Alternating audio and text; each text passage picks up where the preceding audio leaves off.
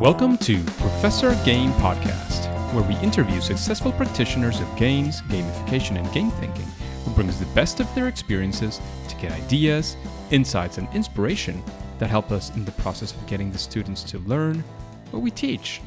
And I'm Rob Alvarez. I teach and work at IE Business School in Madrid, where we create interactive and engaging learning materials. Want to know more?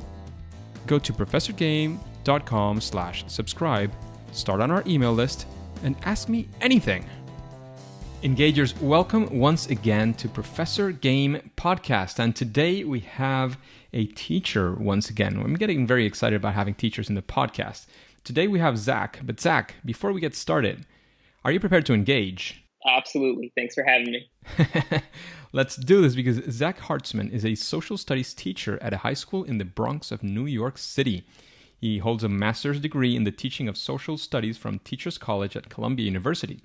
He has taught many things that range from global history, United States history, economics, and government.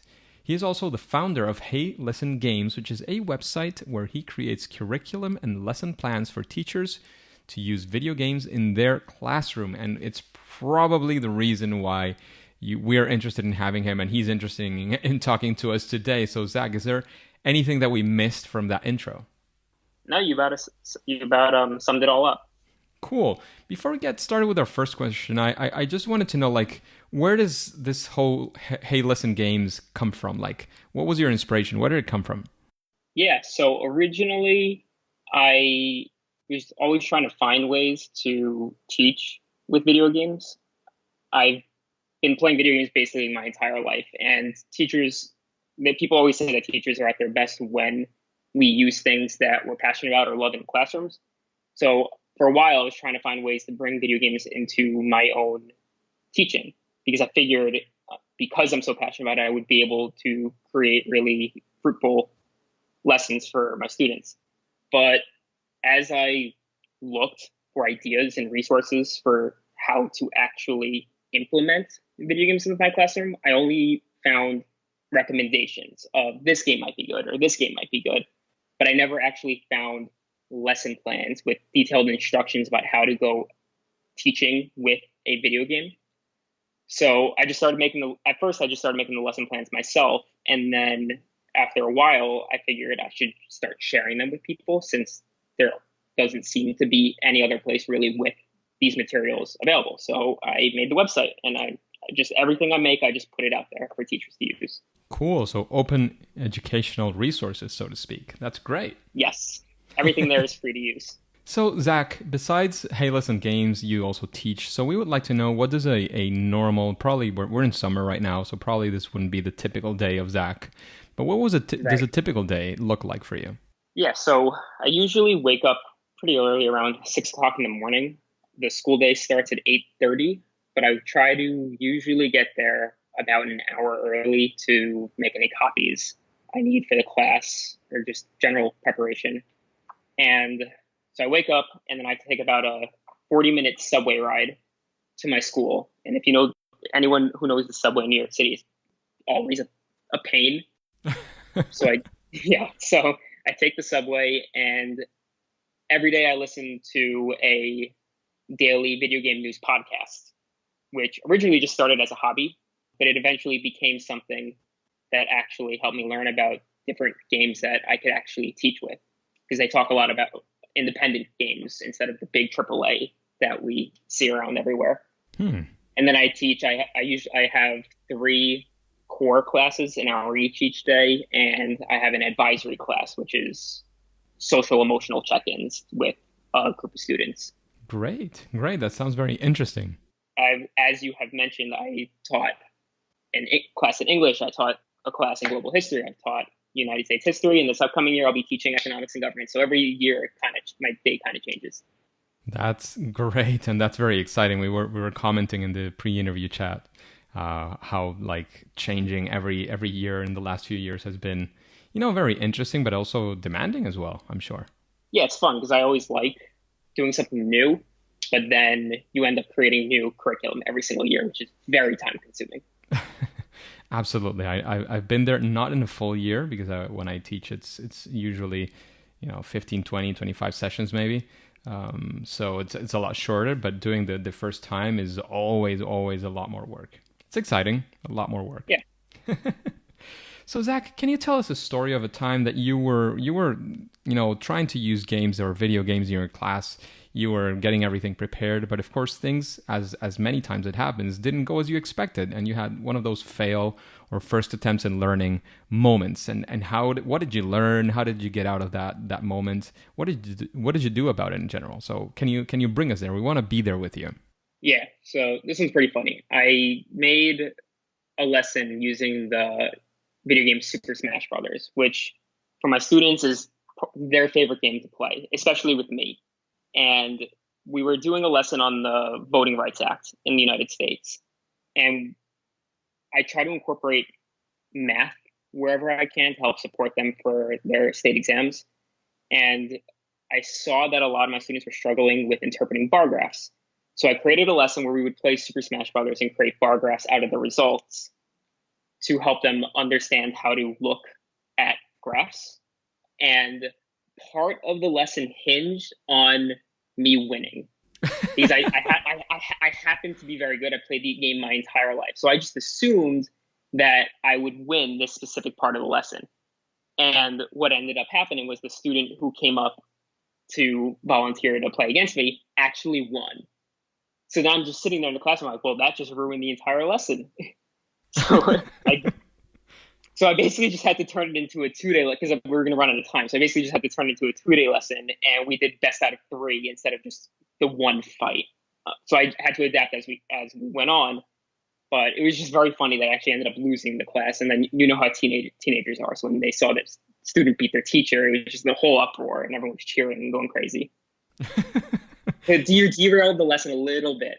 Well, but you were able to come out of it. There's always that improv element that when you're teaching, Yeah. things can happen. And as Zach was narrating, they do. And more often than not, you have to do something about it. So that was a good way to improvise. And when you have enough time for having some space to say, well, I don't know, if you had 200 hours with them, you say, well, there's 20 hours or maybe 10 hours. I'm not going to fully get full of things in case I need to, change things, like in this case. Yeah. And what would you say is the main thing that you learned from this experience when using Super Smash Brothers in this classroom for charts? It's more that things go unexpectedly, especially when we deal with play. There's always going to be some kind of outcome that I didn't expect, whether it's the actual playing of the game or if it's an idea that one of the students provides, because I can never anticipate all the ideas that my students in the room are going to end up having about whatever we're learning. Interesting. That reminds me, one of the things that I work at a business school. One of the things that's very used at business schools is the case methodology. And the case, when you just see it as a student, it does incorporate, and you feel like every single class is going to be 100% unique, which is in a way it's very much true. But it's also true that there's a very good tool that this methodology provides, and it's what we call the teaching note.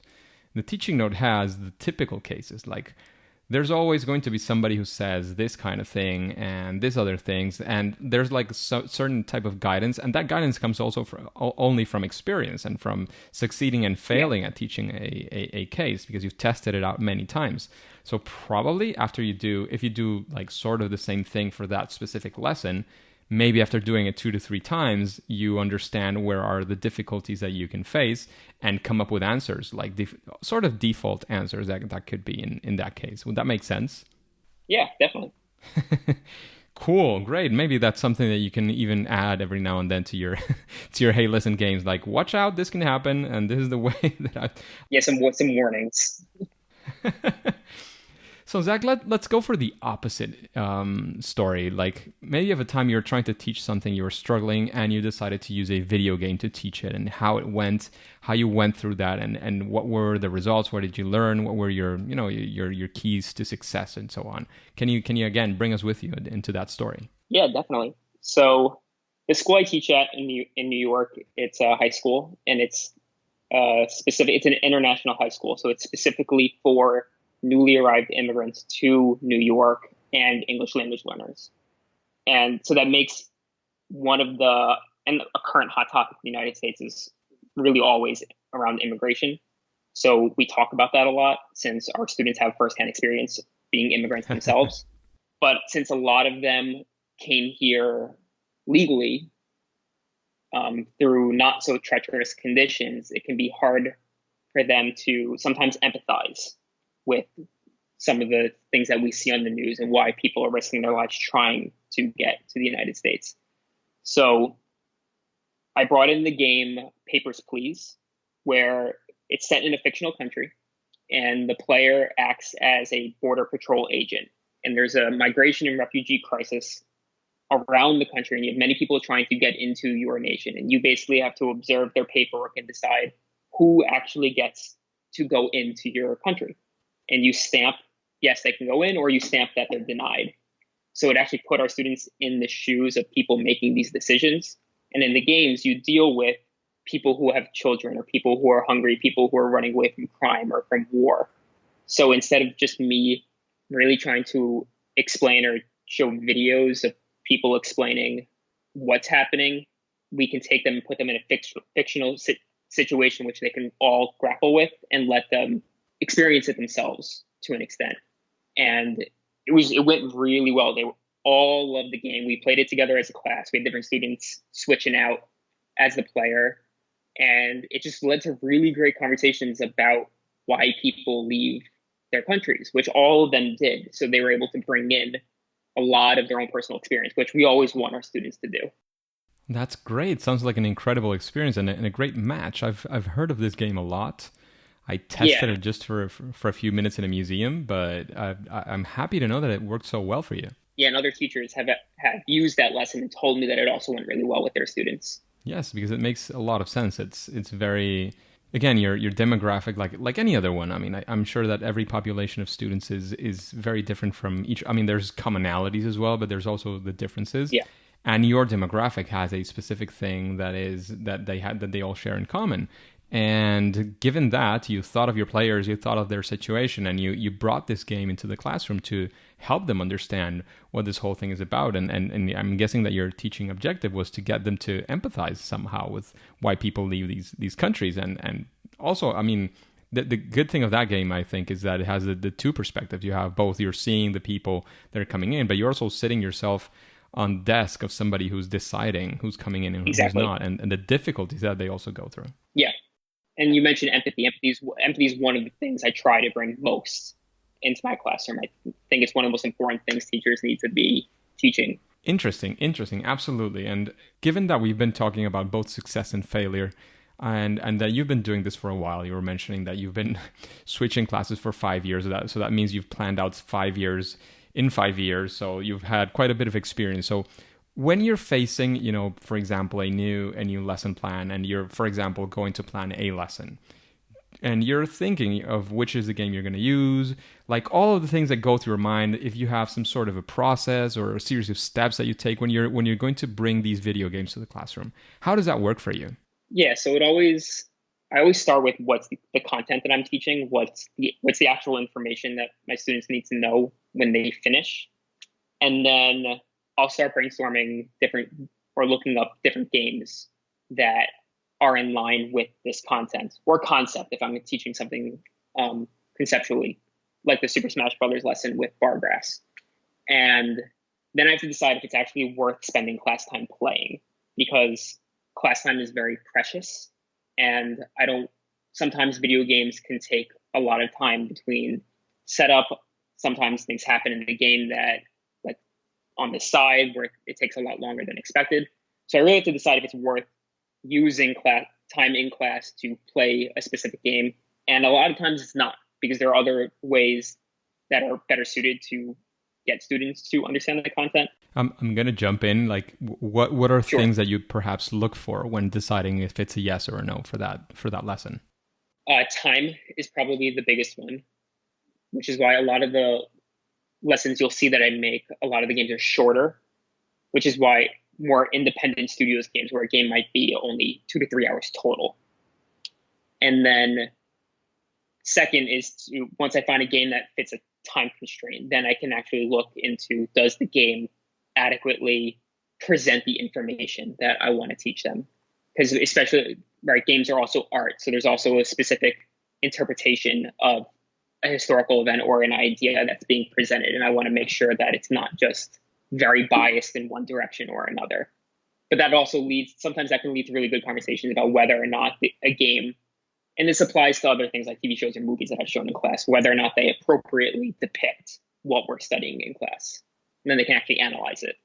Yeah, that makes sense. That makes sense. It's a neat process that you have. And I'm guessing that with your experience and what you've been doing, it's of course evolving every day. Every time you use it, you find new things that you might want to consider, or some things that you were considering before that you realize maybe it's not worth taking into account, and so on. So that sounds very smooth. Just a quick break before we continue with this episode. If you've been enjoying this podcast, I would really appreciate if you share it with your friends and family and on social media. On Twitter and Instagram, it's at RobAlvarezB and the hashtag ProfessorGame, all one word. And in Facebook, you can find the Professor Game page. Thanks in advance for your engagement. So Zack, there's something else that we always want to make sure that our guests tell us, because of course, usually our guests have done this many times and they have a lot of experience. And given your experience as well, creating the lessons and all of these things and using video games in your classroom, we would like to know if you found something that you would call perhaps a best practice, or something that, when thinking of using video games in your classroom would be something that anybody who's thinking of doing this, and if they apply this, they would probably benefit. The class would be easier, better, more fun, or whatever it is you wanna go for. Yeah, so a lot of what I see or hear people worry about is technology. And I'm always being asked, does every single student have their own console or their own computer, or are they playing this at home? And really, what's worked best for me often is to just play the game together as a class. Usually you only need one copy of the game that can be projected in the front. And then you're just treating it as if you were watching a documentary or a movie or a TV show or any video, really. So you just have one student volunteer and they can take turns playing the game. But if you just play it together as a class, then you can engage in class conversations around whatever it is you're playing. So people don't really need to worry about access to technology too much. There obviously are some limitations in what we can do, but so many of the lessons are better suited as a class conversation. Curious question. Can depend. Sorry. Yeah, go ahead. No, I just had a curious question, because if you have just one and I'm guessing they're taking turns or something, how, I can already imagine some of the teenagers saying, no, it's my turn, or I want to go first, or what did he play, 5 minutes more than I did? How do you manage those things as well? Yeah, so usually a lot of games have checkpoints, which will come up naturally, or save moments to save the game. So when that happens, it's usually let it happen naturally so students can switch out then. In students in every class, there are people who don't want to be volunteers since they don't want to be on the stage in front of everyone else playing. And then sometimes I'll just pick randomly out of it, pick the popsicle stick or out of a hat or something, which works just to keep it fair. Fair, exactly. Yeah. Yeah. Cool. Anything else you wanted to say within that recommendation? I think I touched on it all. Fantastic. So now we would like to know, and I'm guessing there might be a clue in what you've mentioned before. We would like to know, what is your favorite game? There is a clue. It's in the name of the website that I run. So my favorite game of all time is The Legend of Zelda: Ocarina of Time. It wasn't my first video game, but it was the first meaty video game that my brother and I played together and were able to beat. And I think I was 6 years old when it came out, which for a 6-year-old, that game is ridiculously gigantic and hard. And one of the characters in the game who's basically your guide and your helper throughout the entire game, and constantly yelling at you, "Hey, listen!" whenever there's something to be told to you, which for a 6-year-old, and remember this game came out in 1998, so there wasn't really, the internet was still in its infancy, so I couldn't just go on the internet and find out what to do. So when this character would yell, "Hey, listen at me," I really wanted to listen and read what the character was saying to me because it was telling me where to go next. Yes, yes, I definitely remember that. You said it, and I could hear the words being said, and I could hear the fairy dust, so to Yeah. speak, that was coming out of that character within the Zelda game in the Ocarina of Time. That was in Nintendo 64, correct? Yes, it was. Amazing, amazing game. Absolutely, I Mhm. definitely recommend I mean, one of the best. anybody who hasn't played it to, if you can have access to a 64 or whatever you can do to get access to it is an absolutely fantastic game. I think all of the Zelda games are great. Yeah, there's a version of it on the Nintendo 3DS, the handheld console, True, which is true, also very good. absolutely. So in the same sense, because it's kind of a recommendation when you say what your favorite game is, and I would like to know if you also have a recommendation for somebody that you would like to listen to in an interview like this one in Professor Game. Yeah, so every year I attend the PAX conventions, the Penny Arcade Expos. There's one in Boston, one in San Antonio, another one in Seattle. And there's a person, Ash Brandon, who usually has a panel about exactly what we're talking about here, about using the video games to teach with. Ash is a middle school social studies teacher, and they constantly talk about how entertainment games can be used in our classrooms as actual educational resources instead of the typical like educational video games, which you see a lot of, which can be good, but a lot of them are kind of superficial, and students know that they're being tricked into learning. But Ash talks very well about how entertainment games can meet the standards set forth by the in the United States, the Department of Education. Interesting. So Ash, let's see how we can maybe get in touch. Ash's panel at PAX West very soon in Seattle is Cool. called Assessor's Creed instead of Assassin's Creed. Sounds very, very interesting, like a very interesting talk to go to as well. So, Yeah. once again, getting back to recommendations, if you had to recommend one book to our listeners, to the engagers, what book would you recommend, and of course, why? Yeah. So I don't read too many books. I read a lot of comics. But the next book I am going to be reading is The Psychology of Zelda. It's by Dr. Anthony Bean, and it's all about why the Legend of Zelda franchise has connected with millions of people looking into different psychological theories that Huh. show why it resonates so much with us. Hadn't heard of it. Sounds very, very, very exciting. It came out this year, I believe. Interesting. Interesting. I'll add it to my list, see when I can get to it as well. And then this isn't really a book. This is just so on my website, I have a blog section called Classroom. And usually when I create a new lesson, I'll put a post there explaining my rationale for why this video game can be taught. Or if I actually teach a game in my class, I'll go into how it went, putting up student samples.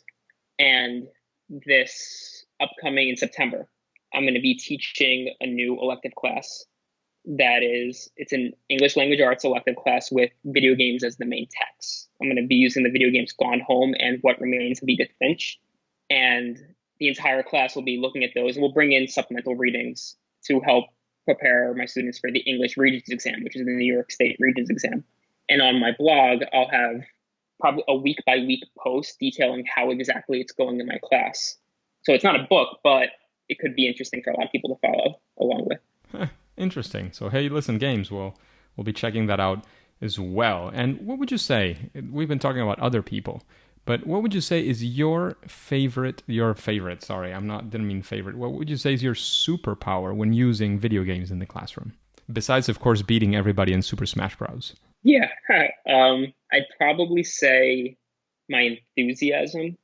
I don't show enthusiasm so much. I'm more of just a very calm presence in the classroom. So when my students see me enthusiastic about something, it's kind of contagious. So when I bring in a game, they know it's just going to be a fun, great lesson, and no one in the room is going to have their head down or going to be complaining that they're tired or they're hungry. It's usually just a great day. Great. So that enthusiasm is definitely something that your students will be looking forward to. And Yes.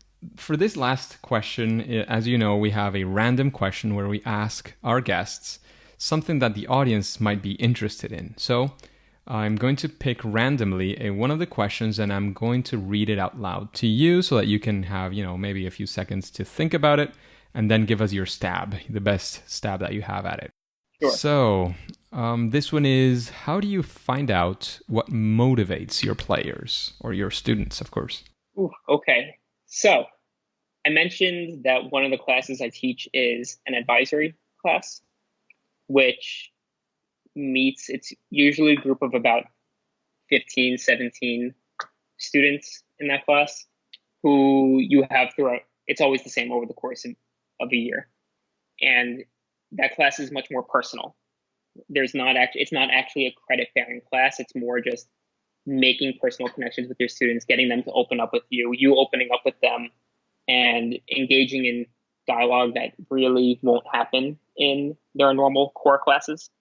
So I really get to know a lot of them in that, and they'll tell me what they're interested in, and then I'll find content that I can bring into my classes. And then I also have a video game club, which is why Super Smash Brothers is my students' favorite game, because they come every single week and we'll just for an hour and a half play Super Smash Brothers. It's not even a video game club; it's a Super Smash Brothers club. That would be more appropriate for that club for sure. Yeah. Absolutely. So it's spending the time with them. Yeah, spending the time with your students would be definitely a best practice. If you want to learn or if you want to know what they're motivated by, definitely actually talking to them would be what makes sense. Yeah. So, Zach, we're running out of time by now, and I would like to know if you have any final, quick piece of advice that you would like to leave us with.